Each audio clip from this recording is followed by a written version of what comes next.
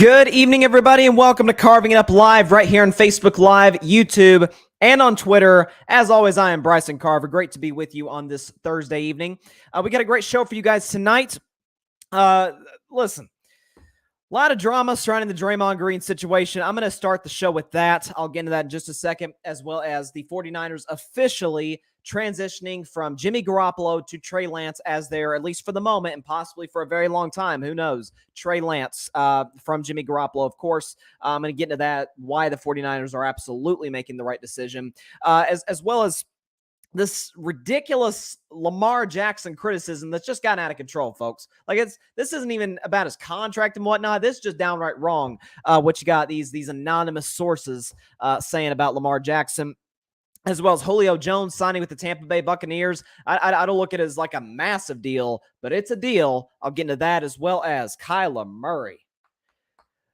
He got some splaining to do. We got some splaining to do on this clause in the contract with the Arizona Cardinals. I will discuss that as well. But first, just give me a second. Let me take off my earbuds for just a second, because I got somebody I want to defend. And that is my man, Draymond Green. Let me get this jersey on real quick. There we go. All right, so Draymond Green, now a four-time NBA champion, great podcast host, by the way, of my Golden State Warriors. He's a four-time All-Star. He was the Defensive Player of the Year in 2017. And he wants his money, or I should say more money. He wants a contract extension, according to Marcus Thompson and Anthony Slater.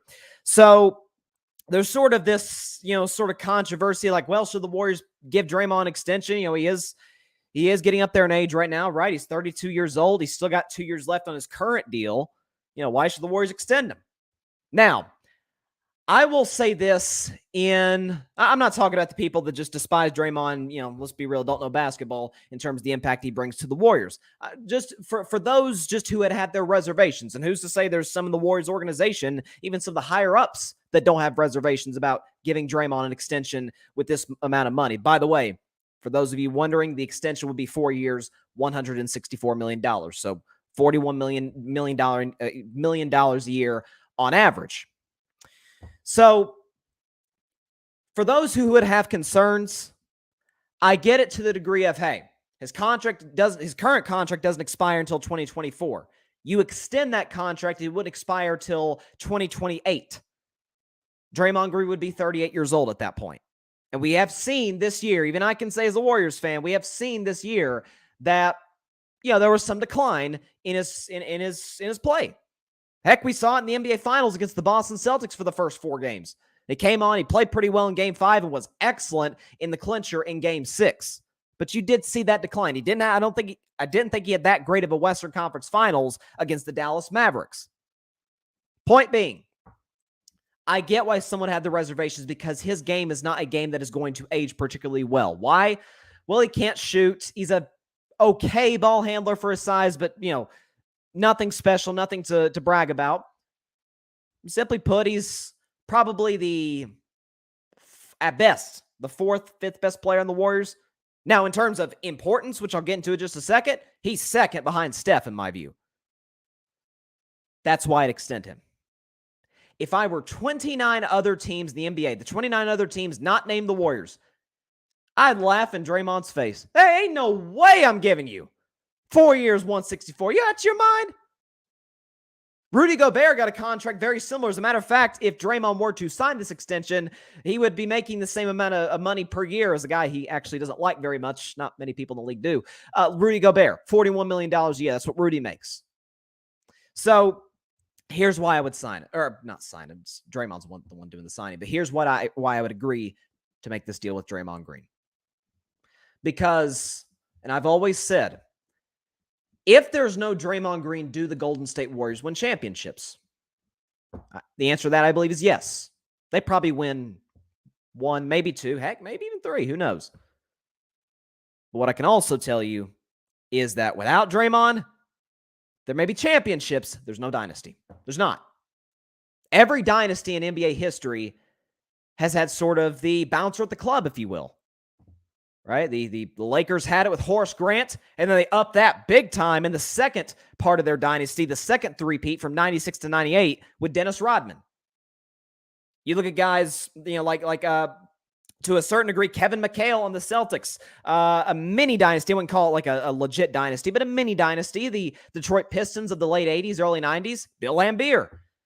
Sometimes they can go to the point of dirty. Bill Laimbeer was certainly, we would consider, a dirty basketball player. Even the early 2000s Lakers, they had Horace Grant. Right? So you need these type of dudes to kind of be your bouncers at the clubs, so to speak, so that your superstars don't have to, so that Steph Curry, Klay Thompson doesn't have to, so that Andrew Wiggins doesn't have to. Draymond Green is a big reason I believe Andrew Wiggins worked in Golden State. Not just because Andrew Wiggins wasn't asked to be a 1. That was obviously Steph's job. Or even be a 2. At times, that was usually Klay's job or Jordan Poole's job. But could you play good defense? Could you be coachable? Well, he was. And could you listen to veteran leadership? He's going to listen to Draymond Green. He's the type of dude that holds guys accountable. You need that type of guy in the locker room. But not just that. Impact on the court does not get enough credit. What do we always talk about? All you people that, hate on Draymond Green and to a certain degree, some of those people don't like LeBron James or the Cleveland Cavaliers and say that, they shouldn't have come back from 3-1 in 2016 for a number of reasons. What do we all say that series in 2016, how that series flipped on a dime? Golden State wins game 4 in Cleveland. Steph Curry scores 38 points, and this baby's a wrap.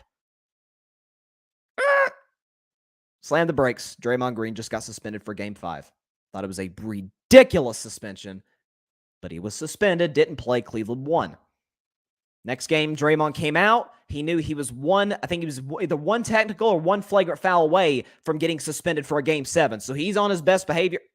Because he was on his best behavior, he played like absolute garbage. And they moved to game 7, where Draymond was phenomenal, scored 32 points. It was I think, an assist away from a triple-double. He was probably the second best player on the floor to LeBron. But Steph Curry didn't play well. To a certain degree, Klay didn't either. Harrison Barnes was abysmal. That's neither here nor there. But many argue, including myself, that if Draymond does play that game 5, the Warriors win in 5. And even this year, Draymond Green missed about 2 months from early January to mid-March. He missed due to some back issues, calf issues, sort of a combination of the two. Before Draymond Green got hurt, so from mid-October when the season started to early January when he got hurt, my Golden State Warriors were not just the best defense in basketball, but I read this yesterday. Not just the best defense in basketball during the season, like that season, but the best defense in 18 years. It's pretty good. That's the impact Draymond Green has, and Draymond Green was the clear front runner to win Defensive Player of the Year. But then he gets hurt and misses 2 months, and the Warriors drop down to 13th in defense. Still above average, not bad. You'll take 13 in defense if you're a bad defensive team, but not championship level defense. And we know it's the old cliche, defense wins championships. You need some offense to go along with that, obviously. You need, in some cases, great offense, but you need the defense to come off the right. It's one of the biggest reasons the Boston Celtics got to the NBA Finals. Number 1 in the league in defense last year. Something else, too. If you are Bob Myers, if you are Joe Lacob, Peter Guber, the two owners, and Bob Myers, of course, the general manager of the Warriors, even if you're Steve Kerr, who's had sort of a turbulent relationship with Draymond Green, I think it's safe to say it was really rocky at the start. It's not like in a bad place, but they go back and forth. It's two strong personalities, two guys who know the game at a very high level. We get that. But if you have reservations about it, if you're the Warriors front office, here's what I would tell you. Think of it as possibly you extend Steph Curry's prime in a way. Because we know Steph takes care of his body. I mean, look, you see the videos of him working out in the offseason. Steph's fine. He's going to eat well. He's going to train. Steph's committed. Heck, basically everybody in the Warriors organization is committed. But with Draymond, Steph is a better basketball player. Don't believe me? Before Draymond Green went down with his injury from early January to mid-March, Steph Curry averaged 27 points a game. It's pretty good. And Steph, by the way, check the Vegas sports books from that time. I don't know if they have the records. I'm sure they do. He was right in the thick of the MVP race, and some people even said he might win it. It was like, is it going to be Steph? Is it going to be Embiid, Jokic, Giannis? Some said Steph might have been on the way to winning it. Without Draymond, Steph was, still great. I still maintain he's the best player in the world after winning this latest championship. He averaged 24 points a game. Yeah, it's not bad, right? You can look at some of those shooting numbers. There's some stinkers in there, man. He had an 8-point game against Milwaukee. Right at the time Draymond got hurt, he had a 9-point game against the Miami Heat. And so, there's some games where Steph struggled a little bit. Their chemistry on the pick and roll, you saw that in the finals. By the way, I would also say this. Through the first 4 games in the NBA Finals, we talked about it. I went on this, this big rant in the show. Like, Draymond was bad. And he was. There's no question. He was terrible through the first 4 games. And some have said, well, the Warriors don't need him. He was a liability at times. What I would also maintain is that Game 5, Steph didn't play very well. Matter of fact, it was his only game in 3.5 years that he had not made a 3-point shot. Who set the tone in that game? Draymond Green. Diving out of bounds, loose balls, getting the crowd into it, getting some stops, getting some blocks. He even made a few shots. I think he scored like 8 points. Charles Barkley once dubbed Draymond Green Mr. Triple Single. Draymond almost got into double figures. We know scoring is not necessarily his job. Game 6, Draymond has his best game of the series. Warriors win by double digits and win the championship. And Steph has, to me, his second best game in the series to, of course, that legendary Game 4. You need Draymond Green to maintain the dynasty because he makes Steph better. I think he makes Clay better. I've always said, when we talk about basketball IQ, it's LeBron, it's Chris Paul, it's Draymond Green. High basketball intellect. So if nothing else, Draymond Green's athleticism is fading. We're seeing it right now. Well, think about a much better player than Draymond Green. I don't know about now, but certainly at their peak, much better player than Draymond Green. Think about Russell Westbrook. The guy won an MVP for crying out loud. He's made more All-Star games than Draymond Green. Certainly will go down as in terms of just pure skill and talent, a better player than Draymond Green. But you see his athleticism fading. And he's an absolute disaster. Why? He's probably got the worst basketball IQ I've ever seen by a point guard in my life. It's terrible. Basketball IQ is in part why Chris Paul still, and he's got his playoff stinkers. Don't remind me. I love Chris Paul, but geez. But that mid-range, setting up teammates, still playing a high level in the defensive end of the floor. Chris Paul's still effective at a high level in this league. Who's to say Draymond can't? So if you have reservations about it, I'm saying this to the Warriors front office, just think. Steph's better. Your defense is clearly better. And if nothing else, you bring that leadership to the locker room.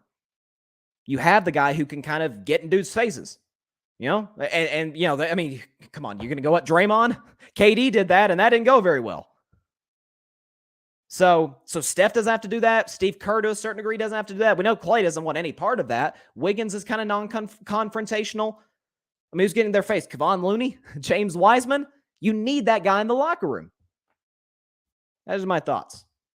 Heck, I'd even say in San Antonio that Greg Popovich, to a certain degree, was that. And I feel like if it's the coach who's consistently doing that, it can be a little unhealthy to a certain degree. I think it's fair to say. But at the end of the day, we'll see what happens. But I have a hard time believing that the Warriors are just going to let him go. I really do. But we'll see what happens. But Draymond, I got your back, buddy. I got your back. But there's something else I wanted to pull up this tweet because I thought it was really interesting from Jason Temp. Jason Temp actually has a really good podcast, by the way. If you know the game of basketball, and I certainly don't know the game that Jason knows, that Jason Temp is a guy who played college basketball at UCLA. Really good podcaster. You should check his show out. But he was talking about, as Draymond Green frequently says, he was talking about the Draymond contract thing. And he said, as Draymond Green frequently says, we don't do a good enough job of teaching people about how basketball games are won. People fall in love with the highlight reel guy, especially point guards. People fall in love with, the John Morants of the world and the John Walls of the world. And who doesn't? Derrick Rose. Who doesn't fall in love with these guys? They're incredible. John Morant, he has this. He every game, I've always said this about John Morant. Every single game I see something from John, like, I've never seen anybody do that. That block against the Lakers, dunking on 7-footers and making it look basically effortless. Guys don't just do that. But I can point to a lot of playoff games a year ago, and some of this may just be John Morant's youth. But does John Morant know how to win basketball games with his good collection of talent and coaching around him, as Draymond Green does? He's obviously a better player, but does he know how to win basketball games? If you've got the right collection of talent around you that fits with you, that buys into you and the message that you bring to the locker room, I don't know, man. I'm not gonna let that go. And the emotional stability and leadership. I mean, you need somebody to be that. All the great dynasties in sports have had that guy. So don't let Draymond Green go, guys. Like, let's cut it out. And by the way, you know who I'm really disappointed in? Dub Nation, fellow Warriors fans. What are we doing? I'm seeing a lot of Warriors fans on Twitter like, man, we shouldn't pay this guy. It's like, what are you talking about? You know, it's like, this guy's helped deliver 4 championships here, man. You can't just ditch him like that. Come on. We're better than that, Dub Nation. But anyways, that's just my thoughts. So while we move on to the next topic, let me take my Draymond Green jersey off because, you know, I want to defend him a little bit. I wanted to defend my guy. Shout out to Draymond, his mother, Mary Babers Green, who, if you saw her Twitter feed, she definitely made her thoughts on this whole situation known without a question. And, listen, apple don't fall far from the tree with those two. But let's move on. We're going to stay in the Bay Area, but we're going to shift to the NFL, where the San Francisco 49ers have officially transitioned their starting quarterback from Jimmy Garoppolo to Trey Lance. We know this because reportedly Kyle Shanahan, John Lynch, and Jimmy Garoppolo, coach, GM, quarterback, had a meeting, just the three of them. And after it was over, Shanahan and Lynch came out and did a press conference, and they said, Trey's our guy. Trey is our quarterback. So Jimmy G is not going to participate in training camp until he is traded. We're seeing that with some other guys, most of it for contractual reasons, guys like DK Metcalf and Derwin James, but they are going to trade Jimmy Garoppolo. Now, I'll talk more tomorrow about where I think the best destination for Jimmy G would be. I've got some destinations in mind, but I'll save that for tomorrow's show. But I will say this with the San Francisco 49ers moving on. If people out there know, if those who have been watching the show for a while know, I was huge on Trey Lance coming out of North Dakota State. Ironically, a guy who I'm not high on at all, Carson Wentz's alma mater. Right? And I remember when the reports were coming out that the Niners with the 3rd overall pick were going to take Mac Jones. I'm like, no, there's no way that they're going to blow this. And they take Trey Lance to the shock of everybody. And it reportedly kind of divided some people in the Niners front office. It's kind of a controversial thing. Like, man, I thought we were going Mac Jones. And then at the last second, they're like, no, we're going with Trey Lance. And we saw him last season in a few games, and he was fine. He had a rough, opening game against the Arizona Cardinals.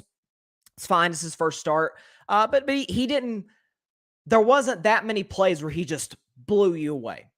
There wasn't. And even quarterbacks who struggled at times, rookie quarterbacks, I should say, that struggled at times, Zach Wilson, Justin Fields, like, as Zach Wilson game against Tennessee, he's incredible. I'm not even high on Zach Wilson, but man, he played well in that game. Justin Fields, I was high on him coming out of Ohio State. Played a great game against teams like Pittsburgh.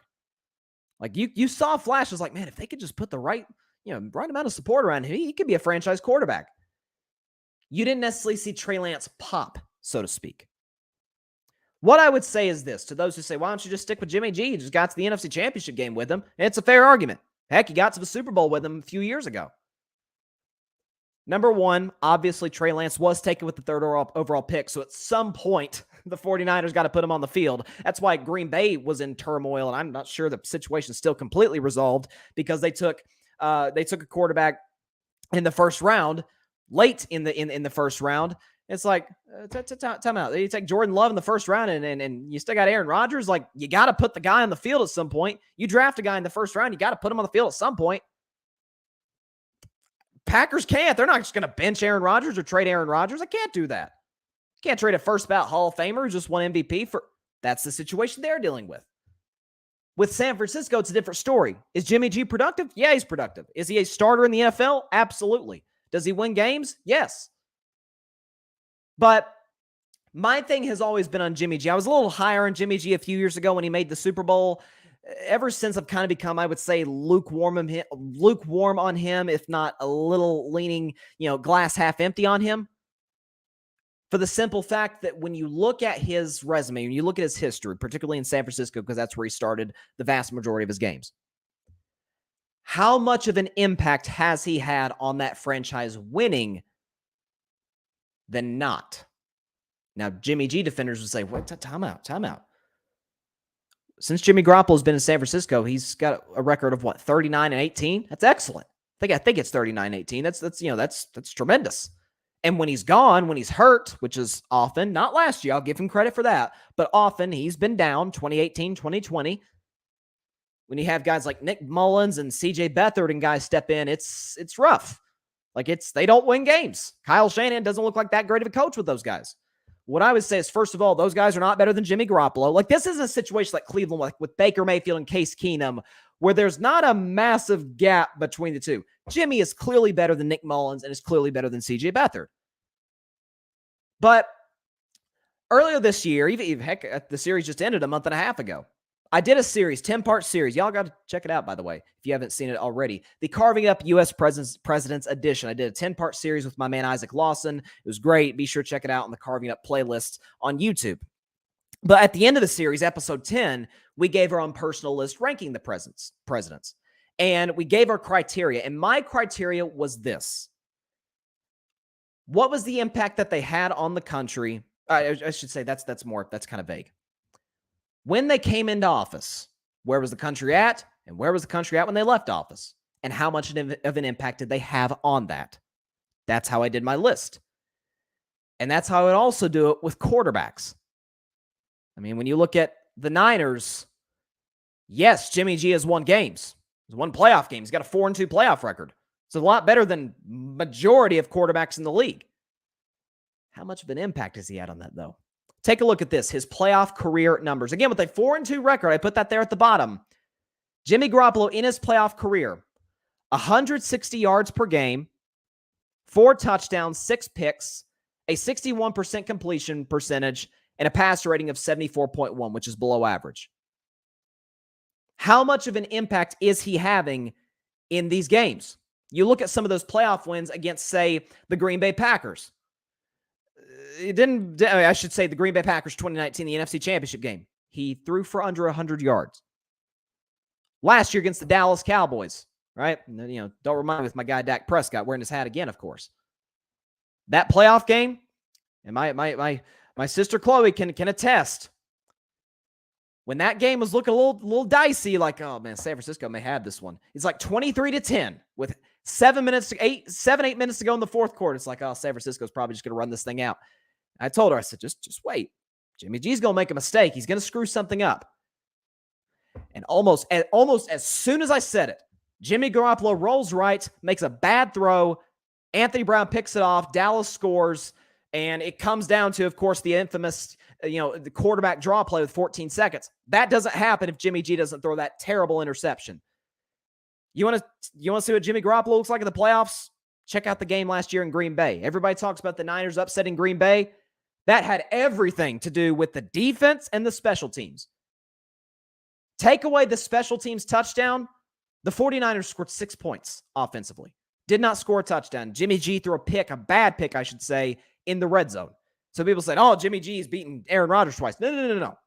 The running game beat Aaron Rodgers the first time. The defense and special teams beat him the second time. Jimmy G didn't have a dang thing to do with that. And the NFC Championship game, almost identical to the Super Bowl 2 years prior against Kansas City. In both instances, 10-point lead. You're the franchise guy. You got to bring me home. In one case, you got to bring me home to the Lombardi Trophy. In another case, you got to bring me home, get us to the Super Bowl for the second time in 3 years. In both instances, he turned the ball over at the end to lose the game. Is that completely Jimmy G's fault? No, it's not. Both quarterbacks, Patrick Mahomes in the Super Bowl and Matthew Stafford in the NFC Championship game, made huge plays, particularly on third down. But if you are the franchise guy, you've got to make those plays. I say all that to say this. If Trey Lance is above average, the Niners are a Super Bowl contender. Literally. They're a Super Bowl contender. Now, they'll run into some problems down the road if he stays above average, and they got to worry about, okay, now, do we pay him or do we start this thing all over and draft a quarterback or go get one on the open market or trade for one? Worry about that when you get there. But what I also say is this. When have most of the star quarterbacks in this league broken out? Year 2. Carson Wentz. Not a Carson Wentz guy at all. At all. He had a pretty good rookie year, and then bam, he blows up in year 2, and if he didn't blow up his knee, was going to win the MVP over Tom Brady. Now, he hasn't been the same since, but you get my point. Lamar Jackson had a solid rookie year, won games, and then bam, led the league in touchdown passes in 2019 and won the MVP unanimously. He pulled a Steph Curry and a Tom Brady, won the MVP unanimously. Guys like Patrick Mahomes, now albeit his first year starting was year 2, but how many year 2 quarterbacks do you know throwing 50 touchdown passes in a season? You say, well, that's with Andy Reid. What I would say is Trey Lance got Kyle Shanahan. He's got George Kittle, to me, the second best tight end in football. He's got maybe the best offensive line in the league, certainly top 3, with the best left tackle in football, Trent Williams. Okay, you've got good skill position players like Brandon Ayuk and Jawan Jennings. Does Deebo Samuel show up? It's looking good for the Niners. Looks like he may play this season with a golden helmet. If you have Deebo, Deebo almost single-handedly got the Niners to the NFC Championship game with the help of the defense. Speaking of that defense, you've got maybe the best linebacker in football, Fred Warner, a top 5 edge rusher in Nick Bosa, a top 5 interior defensive line. Now, their weakness is the secondary. Have they improved in draft and free agency in that area? That remains to be seen. But it's going to be a matter of whether or not the Niners can contend is going to be completely dependent on the quarterback position. Because when it's all said and done, whether you've got the roster or not, it's quarterback's league, as I've always said on this show. Can you take me there when I need you to do it the most? We'll see. I said a few weeks ago, I'm not selling my Trey Lance stock. I was that close, given how he played last season and given the reports out of Niners OTAs, some comments by Joe Montana and Steve Young, the 2 best quarterbacks in franchise history. I'm like, oh boy, I may have to eat some serious crow on this. And then the reports start turning more positive. Guys in the 49ers locker room saying, hey, I love this guy. Hey, George Kittle, was just praising him. Okay, let's see.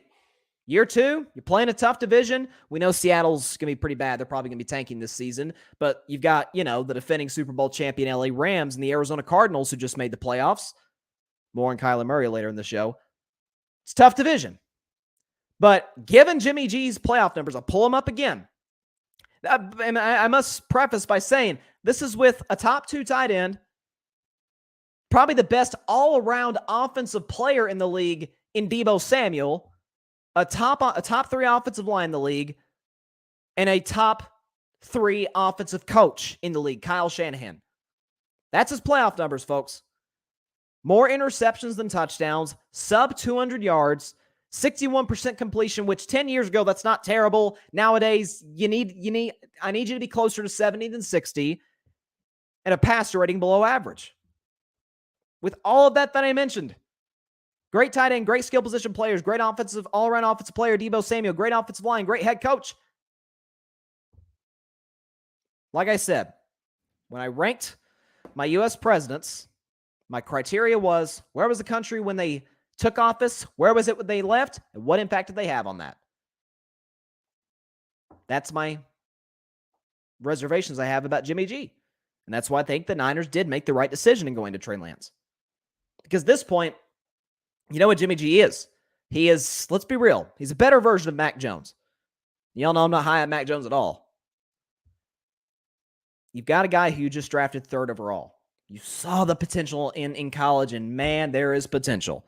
So much potential that I said going into that 2021 draft, I said, I don't know if Trey Lance will be the best quarterback, but I think he'll have the most successful career because of where he's going. Now we got to see. We'll see. He's got the running game. He's got all those offensive skill players that I brought up. He got the O-line, got the defense, got the coach. There's no excuses for Trey Lance, but I think the Niners made the right decision.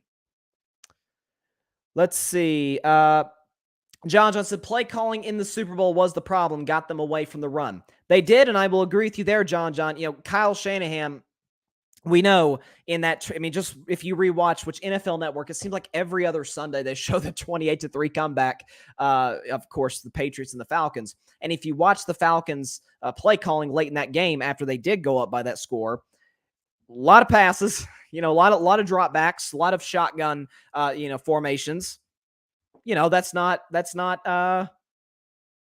great. Need to bleed some clock. So yes, Kyle, I agree with you, John. And that's why I said Jimmy G is not completely to blame for those losses in the Super Bowl to Kansas City in the championship game to the Rams. But he bears some of the responsibility. And what I would say too, getting away from the run, I agree with you. But when it was all said and done, Kansas City went up. I think, it was 24-20, about 3 minutes left. Niners got the ball back. Are we going to blame Kyle Shanahan for drawing up a perfect play on 3rd and long? It was a simple post route to Emmanuel Sanders, and Jimmy G overthrew him. If Jimmy G makes that throw, I don't think Trey Lance is a 49er today. I don't. Because at that point, the narrative on Jimmy G is going to be either he made the throw that won the Super Bowl, or when he left the field for the last time, the Niners had the lead. So I can't like that throw. That's not on Kyle Shanahan. It's not in the offensive line. Emmanuel Sanders ran the right route, beat the DB. It's up to the quarterback at that point to make the throw, and he missed him. It's a make or miss league, as they say. Well, that's more of an NBA term, but you could say about the NFL as well. John also says they was trash before him. Came in, went undefeated, then got hurt. But it is time to move on. Yeah, and that's for those reasons, John. That's part of the reason I was so high on Jimmy G is because he came in, he got traded in 2017, learned the playbook pretty quickly, became the starter for the last 6 games of the season on a 1-10 49ers team. And they won their last 5 games. Okay, so, he came for the last 5 games, not 6. And they went 5-0. And then he got off to, I think, a 1-2 start in 2018 before, like you said, John, he tore his ACL. And so that's why I was like, oh, this might be the guy. This might be, and there was obviously a ton of hype around him in New England, so much so that Belichick was willing to move on from the greatest quarterback ever for Jimmy G. And, Belichick's not, I've been very, very critical of Belichick, especially of his drafting as of late. But guy knows football a heck of a lot better than most people ever knows the game. So I'm like, okay, he knows something I don't. I don't agree with him wanting to move on from Tom, but must see something from Jimmy G. Okay, we'll see. But I agree with you, John, and that's my bottom line. It is time to move on. And look, you draft him 3rd overall. It's time to see. Is he that guy or not? And you want to find out pretty quickly. We'll know. I would say we will know whether or not Trey Lance is the future long-term for the 49ers, and it's going to be a while, but the middle of next season, 2023. So late October, early November, I'll do a topic on the show whether Trey Lance is that guy or not. If he plays amazing, we'll know beforehand. We'll know before that point. If not, we may have to start asking some questions. But you want to go ahead and see what you got. And look, again, you've got phenomenal offensive personnel. You draft well. You got a great GM, great coach, great structure, great ownership. You know that this isn't a team that's, when they're bad, they're bad for 10 years. They rebuild pretty quickly. Never forget, they made the playoffs. They went through some coaches, finally found Kyle Shanahan in his 3rd year. They got to the freaking Super Bowl. So listen, they'll be fine. So shifting away from the area, shout out to the Bay Area. Great part of California. In my opinion, better than LA. Let's move on to another bay, Tampa Bay, in Florida, other side of the country. Now we're going to the East Coast. They just added a pretty good wide receiver, if you haven't heard. Julio Jones is a Buccaneer. Now, obviously, at this point, I'm not going to come out and say that Tom Brady just added, a prime Julio Jones. I'm not going to do that because he's not. I mean, Julio Jones, if I'm not mistaken, I think had 1 touchdown last year. Now, he missed some time due to injury, but here's my reaction to the news, okay? Julio's had a lot of injury issues dating back to his last 2-3 years in Atlanta and last year with the Tennessee Titans. So you worry about his body a little bit. But it's almost a little, I don't know, what's a good, hey, Tampa Bay just did it. Antonio Brown. Brought AB in. He's still phenomenal. He's not the Pittsburgh AB, but he's still really good. But you're not relying on him to be sort of the number one guy. That's Mike Evans. Chris Godwin's the 2, right? And Russell Gage is the slot receiver. Julio Jones is going to be used in more of a red zone role because, forget about injuries, forget about all that. He's still 6'3". He's still a big body as a physical receiver. And, I mean, listen, you throw a one-on-one ball to Julio Jones on, I don't care who the defensive back is, my money's on Julio to come down with it. So he's going to be used primarily in that role. By the way, comes out, the 2, superstar receiver, well, Evans is more of a superstar than Godwin, but you get my point. The 2 star receivers in that football team, Evans and Godwin, they draw the attention away from Julio Jones. And, hey, if they don't, then Evans and Godwin get more catches. So I think, heck, listen, people act like, oh, this isn't going to work. Julio's not what he used to be. Again, I don't need him to be what he used to be. If I'm Tom Brady, I don't need him to be that. I mean, keep in mind, this is the same Tom Brady who made a 7th round pick, a 7th round quarterback out of Kent State, drafted in 2009. A decade later, we're like, is he a Hall of Famer? I'm talking about Julian Edelman. Tom Brady, I love Julian Edelman. He's great in the media, and he had a great career. Won a Super Bowl MVP. He's had a very successful career. I'm like, I can't put him in the Hall of Fame. Man, never even made a Pro Bowl. But Tom Brady was great enough to elevate him to the point where we start asking him some questions. Like, man, is he? I mean, Danny Amendola was pretty good with the Rams at the time, the St. Louis Rams. Goes to New England, wins some Super Bowls, goes to Miami. Terrible. Actually, I think he went to Detroit, then Miami. He finished his career in Detroit, Miami. Not very good. You tell me Tom can't make Julio work? You kidding me? He's the 4th best receiver on Tampa. You're telling me that he can't make him work as the red zone guy? I mean, listen, Julio ain't what he used to be. He gets hurt more often, but last I checked, I don't think he shrank in terms of his height in the last few years. He's still 6'3", 6'4". A guy I've talked to, a former tight end at the University of Alabama, said he's like, you've never seen an athlete like Julio Jones. He's unbelievable. He's lost some of his athleticism, yes. But in terms of his rapport with the GOAT, that'll come over time. But once it comes, Tampa Bay got a lot better. They got better. Like John said in the comments, the 4th option. I mean, if Julio Jones, even at this stage of his career, is your 4th option, you are in good shape.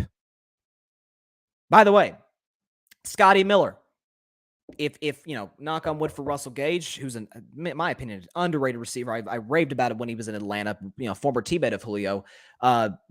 People who don't watch a lot of Atlanta Falcons football, where I live, we get a lot of Falcons games. Y'all gonna see how good Julio Jones is. How good Russell Gage is. This kid can play. Now you put him with Brady, and if God forbid, Gage gets hurt, I got Scotty Miller. Scotty Miller is a heck of a slot receiver. Cameron Brate's still there. Now Gronk's retired. And there's a debate. Will Gronk come back? Will he not? I don't know. It's Gronk. Who knows?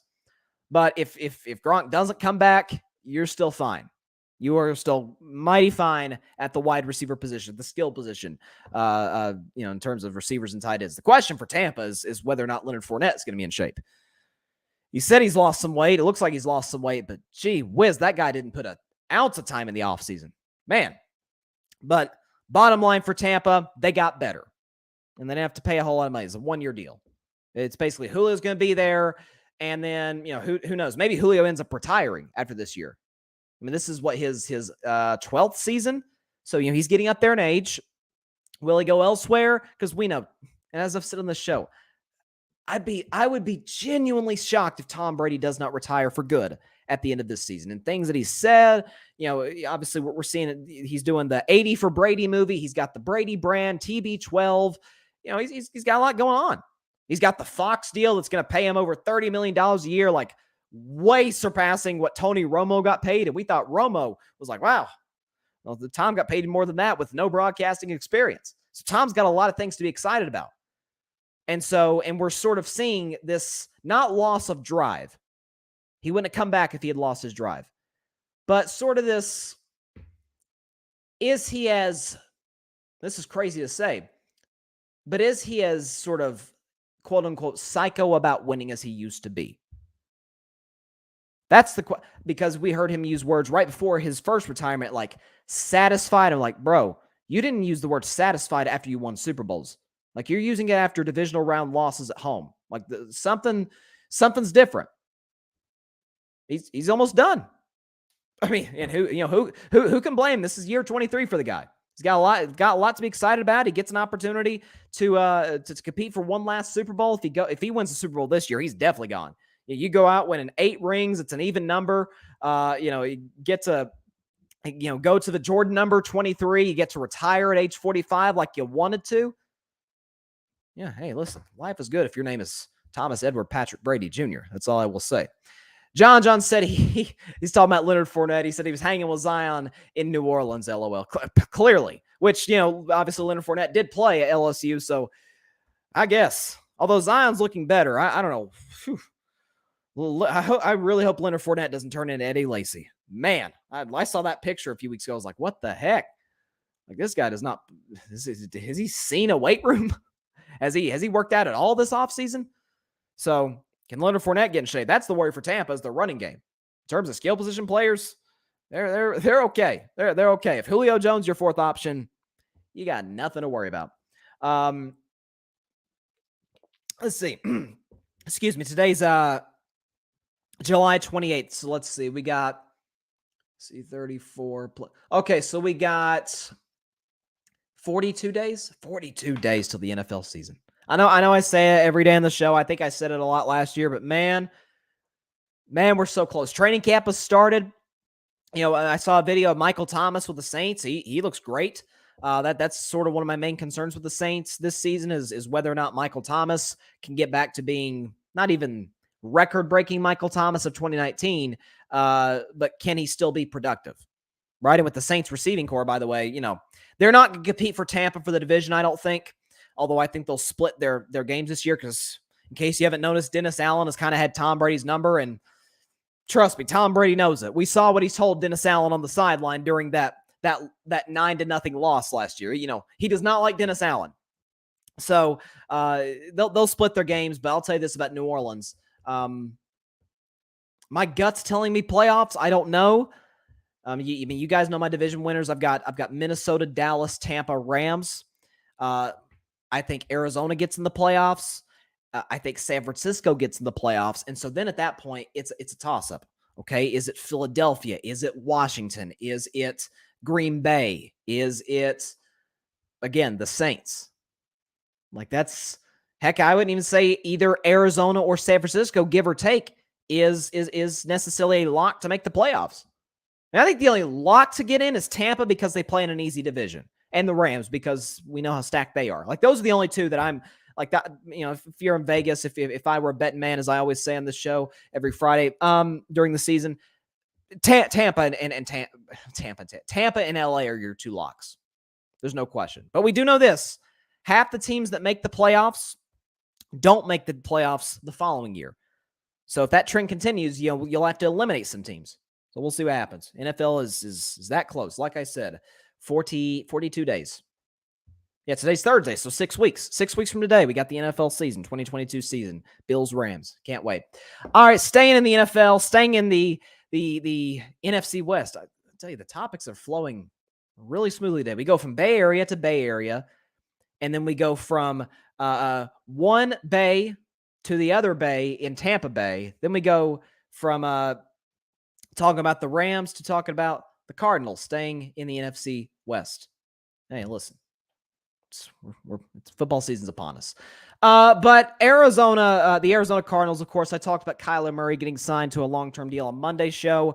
And I said there's some good that comes with it, some bad. So the good is he's clearly a franchise quarterback. You have to pay him. You can't let the $46 million year annual salary scare you, because that number is just going up. We know what Lamar Jackson is probably asking for. We know what Herbert and Burrow are going to command a year from now.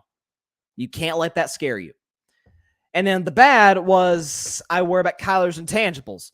What I was not aware of is a clause that was in Kyler Murray's contract. So, in Kyler Murray's recently signed contract extension, there is something in there that requires him to study film for 4 hours per week during the season to stay in compliance with the new deal. Okay, so there's a clause in the contract saying, Kyler, you have got to study film independently for 4 hours a week. The contract is labeled independent study ad nauseam. And it says, according to the contract, Murray will need to study material provided to him by the club in order to prepare for the club's next upcoming game. Kyler will receive credit, quote unquote, for completing his film study. However, the clause states the time that Murray spends in mandatory meetings studying does not count, and that Murray also won't receive credit if it does not, quote, personally study the provided material in good faith. It says that the clause also states that Murray will not get credit if he's not studying or watching the material when it plays on his tablet, or if he's doing something that can distract him or draw his attention elsewhere while the material is playing, such as playing video games, watching TV, or browsing the internet. You got to be kidding me. You have got to be kidding me. The fact that the Cardinals had to put this in the deal tells me everything I need to know. Kyler's not as committed to football as a franchise quarterback needs to be. It's that simple. He's not. The fact that essentially the tablet, which you see these Microsoft Surface tablets on the sideline, the NFL has been using them for 7-8 years. Basically, they're saying, if you don't watch film, we are going to take credit, probably, quote unquote, money, away from him. That's why the contract is not fully guaranteed.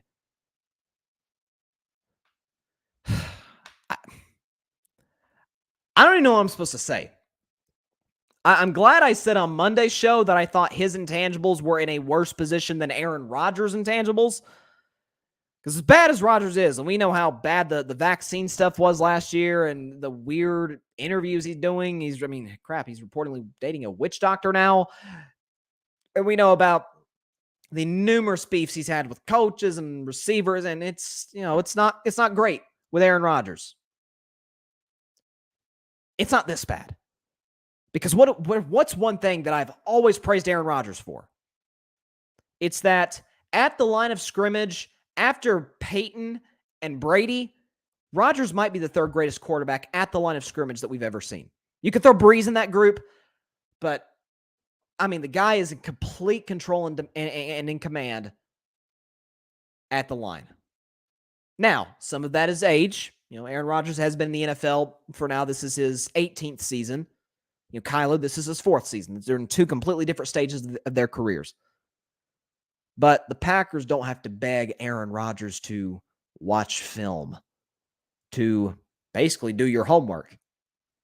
This is like a child's kind of issue. Like if a kid is if a 2nd or 3rd grader isn't doing their homework, and so the teacher sends a note like, parents, watch your kids, or guardians, whoever's watched the kids, make sure the kid does the homework. It's like, you got to be kidding me. They're having to beg Kyler Murray to do something that is basically required of a starting quarterback, certainly a franchise quarterback. Heck, the backup's got to study film. This is what I never liked about Brett Favre. Brett Favre, he said early in his career, he didn't know what a nickel defense was. Brett was, we knew this about Brett. He was really, he improvised a lot. And with Kyler Murray here, we're like, you don't even, Brady watches film. Wilson watches film. Rodgers watches film. Mahomes watches film. Lamar watches film, and Dak watches film, and it's like all the elite. Herbert, Burrow, Allen, they watch film. It's what you do. I'm not asking you to be Peyton Manning, where in college at the University of Tennessee, where David Cutcliffe, the offensive coordinator, didn't call in plays. He called in suggestions for Peyton to decide what to call. You don't have to be that level. But could you watch your tablet? Because basically how it's worded is the tablet is wired so that if there's no, like, say, rewinds, because we know when you see these film studies, regardless of what the sport is, basketball, football, when guys are watching film, they're rewinding. Or they're slowing it down to process certain concepts. So basically, if the tablet plays the film all the way through with no stoppages, no pauses, no rewinds, no slow-mos, they'll be like, oh yeah, he didn't watch film. The Raiders did this with Jamarcus Russell years ago. They sent him home with tape.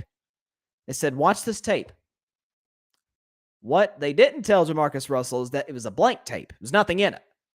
And so when Jamarcus Russell came back the next day, they said, did you watch tape? He said, yeah, I watched tape. And that's when they knew. They're like, okay, so he's not only does he watch tape, he's also a liar. And that was it for the Jamarcus Russell experience, not just with the Raiders, but essentially in the NFL. Kyler's much more successful than Jamarcus was. But this is really concerning if you're Arizona. We know the reports at the Cardinals organization. We know that there's been higher ups in the franchise that have said, look, he's a lot. You kind of got to. There's a report that came out this March. They want to see more from him in terms of being a leader. And I've always said, leadership, you have it or you don't. You can't teach leadership. It's kind of what I talk about with Draymond Green, why the Warriors need to give him a contract extension. You can't replace the intangibles. You can't. And are the tangibles more important? Of course they're more important. You got to be able to play the game. But at some point, this is why Aaron Rodgers is wondering. This is why Ben, despite his incredible talent, has 2 rings. This is why Phillip Rivers has no rings. This is why Brady has 7. This is why, Elway got 2 at the end of his career. Peyton Manning got 2. Now, you could say Peyton Manning, come on, man, he won 5 MVPs. He should have more. That didn't have anything to do with intangibles or film study. A lot of it was didn't have very good defenses. Some of that was Peyton in terms of his play. He didn't play very well in the postseason. But it didn't have anything to do with his preparation. I've always quoted Mark Jackson on this, and I will continue to do so beyond this show, and I'll do it today. Don't talk about it, be about it. Don't tell me how much you want to win. I got to see it through your actions. And that's not just improvising on the field and making ridiculous off-balance 50-yard throws to DeAndre Hopkins. That's putting the time in after hours. I mean, Russell Wilson, Seattle, I heard him and Pete Carroll tell a story from their Super Bowl winning season. Like, Russell will show up to the facility at 2 a.m. Like, Russell Wilson said today, he literally had a press conference today with the Denver Broncos at training camp. And he said, if somebody tells me to do X, I want to triple that. That's just how I'm wired. And Russell has talked about how his dad, his late father, when he was growing up, when Russell was growing up, his dad would tell him, like, hey, you gotta get up, gotta put the work in. I mean, and Russell talked about he and DK Metcalf would work out at UCLA, the UCLA facility before the sun even came up. That's just how Russell Wilson's wired. Some guys just wired that way. Kyler's not. And if you're any other position, that's fine. It's not great, but you can get by with that. Unless you're maybe a middle linebacker. You cannot get by with this and be a superstar franchise quarterback, a Super Bowl contending quarterback, if you're not even studying tape. If the franchise has to literally make you watch tape. Again, doesn't have to be Peyton where he's, the offensive coordinator is basically calling in suggestions. You don't have to be like Brady, who literally said himself, I love watching film. You don't have to be that.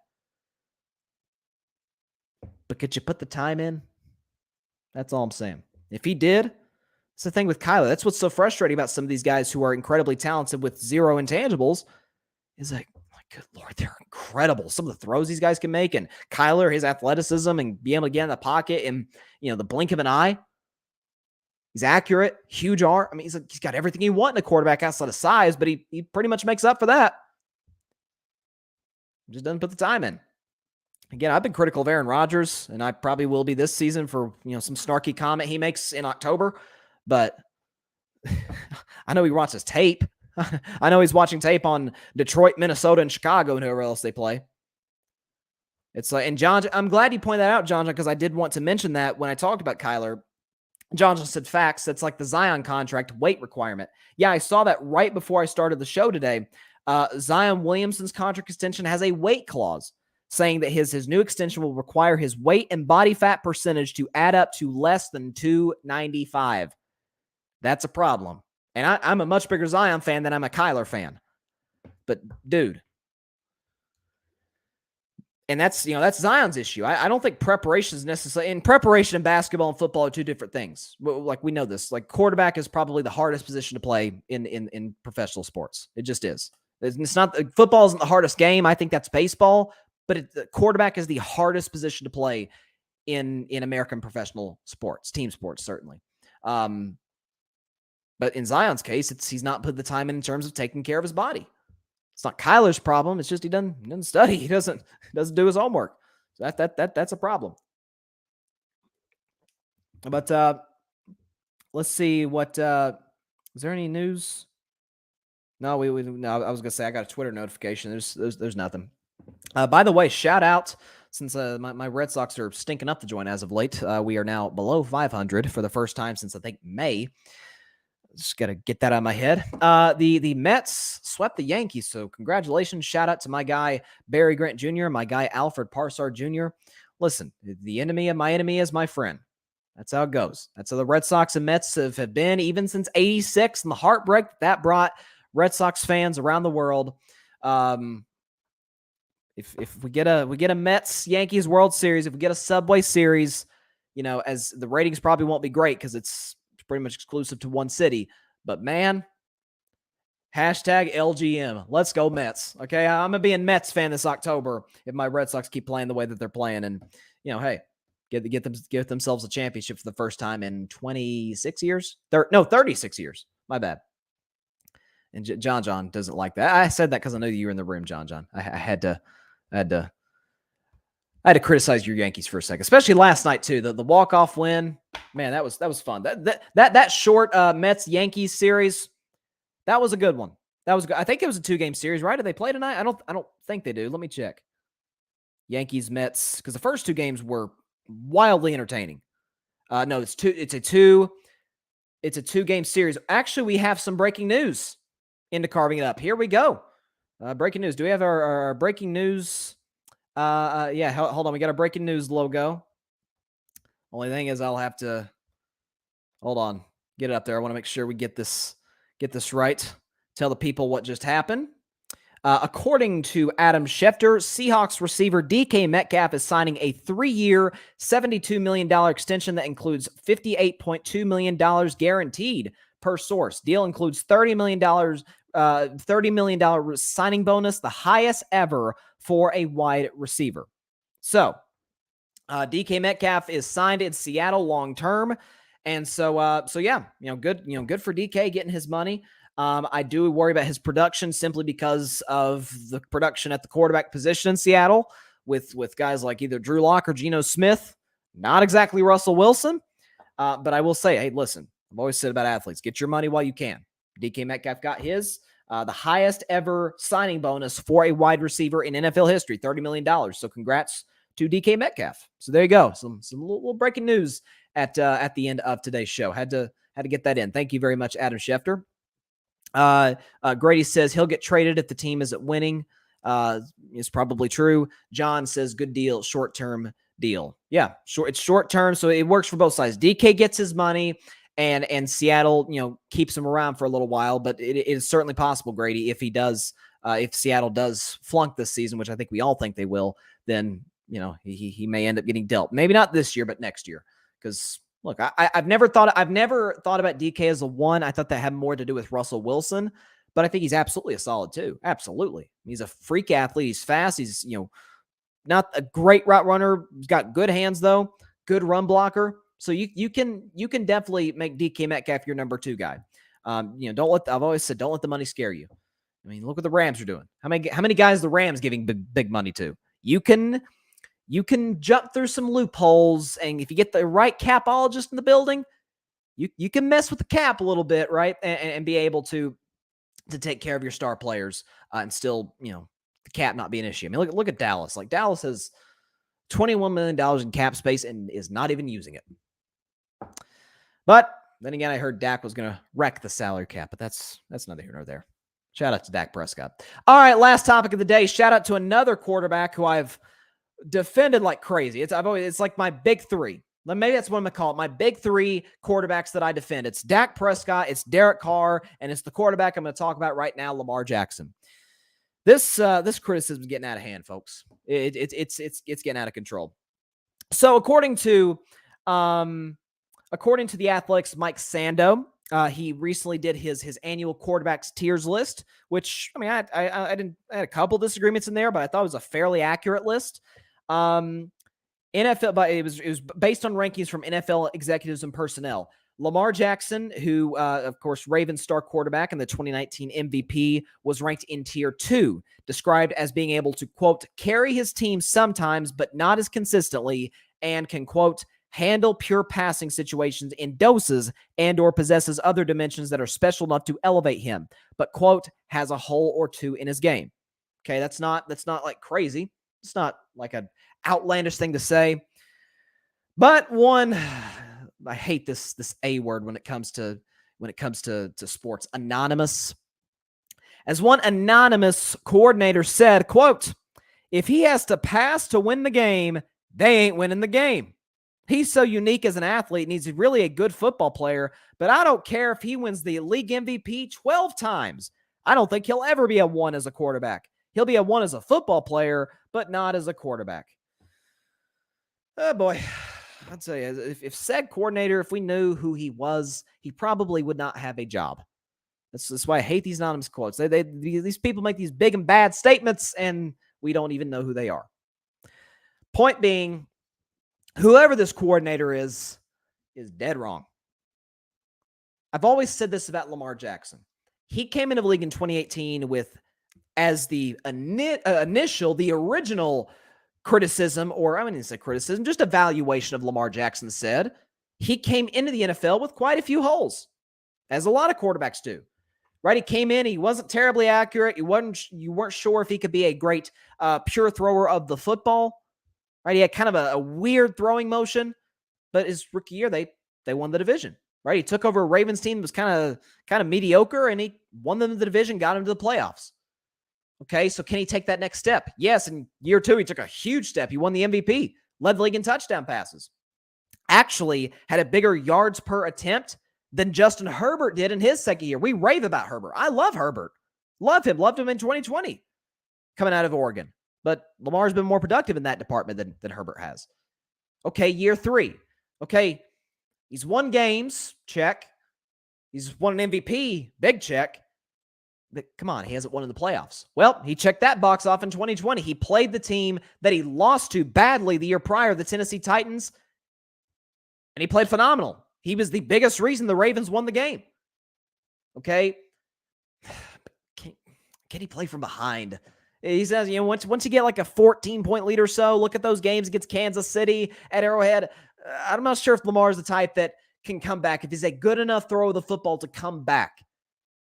Well, check that box off too. He played 2 games against the Kansas City Chiefs, who got to the AFC Championship game, and a Colts team that should have gotten to the playoffs had it not been for their quarterback. Was down, was it 14, 15? They were down 2 touchdowns to Kansas City in the fourth quarter, and Lamar Jackson led him back and won the game with his arm and with his legs. Playing the Indianapolis Colts on Monday Night Football, down 19, down double digits in the fourth quarter, came back and won the game in overtime. Okay, so he checked that box off. So at some point, the criticism of Lamar Jackson will keep moving the goalpost. If you want to say win a Super Bowl, obviously you got me. He's only won 1 playoff game in his career. But what I've seen from Lamar is he has consistently taken another step. Never forget about the Ravens last season. And this is why I like Baltimore a lot this season to win the AFC North. Their secondary was literally from before a game was even played last year by the Ravens. Their secondary was ravaged with injuries. absolutely just ripped apart by injuries. Their running game, we're working with fourth and fifth string running backs right now. And Lamar Jackson midseason had the Ravens with the best record in the AFC. He gets hurt, and they went winless the rest of the season. That's how valuable he is. And the Ravens got a solid roster. We know Mark Andrews, madly underrated tight end. John Harbaugh, I think, is an excellent head coach. Okay, you had guys last year. You had Hollywood Brown, obviously. Good skill position guys, good defense, and they could not win a game without Lamar Jackson. He's taken that next step. So to say he can't is a strong word, can't win a game when trailing, I think that's largely overblown, in my view, and from what I've seen, at least from last season. Let's see. Hold on. Okay, yeah. Grady's in the comments. Shout out to Grady. He says, little under the radar news that nobody is talking about. Any thoughts on Charles Barkley potentially leaving TNT for LIV Golf? I have been reading a little bit about that, Grady. I don't think he will. I mean, certainly as good as the money, I'm sure, is at TNT, that they may pay him more at the Live Golf Tour. I don't think Charles will do it, but who knows? It's Charles Barkley. That is, talk about crazy. It would be pretty crazy if that were to happen. Grady says apparently he would be able to do both, but we'll see. Grady says, how about maybe the coordinator is that's good. Maybe the coordinator is the old Cowboys DC, Mike Nolan.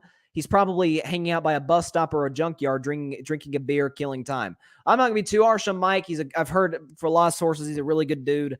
But yeah, Mike Nolan was a horrendous defensive coordinator in New Orleans. I'm sorry, not New Orleans. Where was he first? Or in Atlanta. When he was in Atlanta, and then when he came to Dallas for thankfully 1 year. Maybe that was Mike Nolan, Grady. He's talking about the anonymous coordinator. Yeah, it's whoever said this, man. Like I've always said, when somebody makes a comment or says something that I disagree with, I try to see, okay, is there something maybe behind what they're saying? But flat out false narratives. Well, Steph isn't good in the finals, or Steph's not great in the postseason, or LeBron's not clutch, or Brady. Remember the notion a long time ago? I think this notion ended probably after the 28-3 comeback. Remember this notion for a long time that Brady was a system quarterback, that he was, the Patriots be successful with any other quarterback. Like he's just a cog in the system. He's not what makes it go. It's like, guys, there's literally no evidence to back up what you're saying. Same with Lamar Jackson. They're given what he's accomplished. Now, if this coordinator would have said, can he take you to the next level in terms of winning a Super Bowl? Well, I think so, but I haven't seen it yet. So you got me. But to say can't play from behind, he's not accurate enough. Come on now. Like, okay, he's improved his accuracy. He's led the league in touchdown passes. He's led fourth quarter comebacks down double digits. He's won in the playoffs. He wins in the regular season.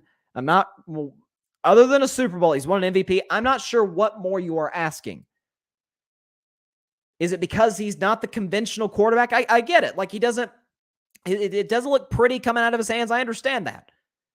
He's far more athletic in terms of his escapability than just about every other quarterback in the league. Kyler's got a decent argument, but I don't think Kyler is as elusive as Lamar is. But he's different. He's a different kind of quarterback, and that's okay. As long as you are productive at what you do best, and that is the biggest reason your team is winning games, that's why I think the Ravens need to pay him. But we could talk about that another day. I hope that man gets his money, man. I love Lamar Jackson.